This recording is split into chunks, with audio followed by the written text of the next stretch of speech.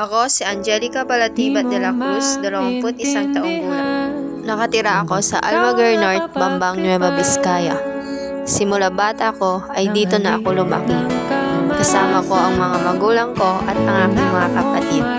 Maaga ako nawalan ng ama nung ako'y 18 pa. Marami akong pangarap sa buhay. Isa na rito ang makapagtapos ng pag-aaral at magkaroon ng magandang buhay. Ngunit hindi ko pa rin alam kung ano ang aking gusto. Ano nga ba? Dumating sa aking buhay na ako'y naguguluhan. Hinahanap ang mga sagot sa mga tanong. Natatakot sa mga mangyayari. Maraming oportunidad ang dumating sa aking buhay. Naniniwala ako, kaya ko to. Pero may mga iilan ang nagdududa. Isa na rito ang sarili ko. Ang mga salitang tumatatak sa isip ko, hindi ka magaling, hindi mo yan kaya. Mahina ka, mahina ka. Nabuo ang takot sa puso ko, kaya hindi na lang. Bakit? Ang tanong sa aking isip. Dumating na ang kinakatakutan ko.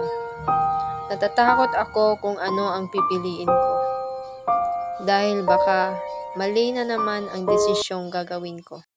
Pero nandito na. Alam ko na ang gagawin ko. Maging ako. Walang mangyayari sa buhay mo kung magdududa ka. Dahil ito ang aral na dinala ko hanggang ngayon. Dahil ang duda ang pipigil sa'yo. Pipigil sa mga pangarap mo. Sa kung ano ang mangyayari sa buhay mo. Pipiliin mo kung saan ka magiging masaya. Kahit gaano karami ang gusto mong gawin sa buhay mo. Kahit ilan pa yan.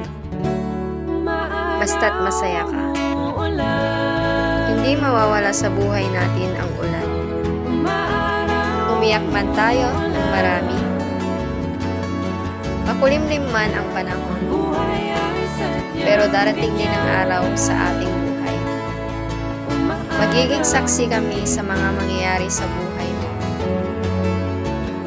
Again, ako ulit si Angelica Balatibat de la Cruz. BSED 3rd Year Mathematics ang aking kurso.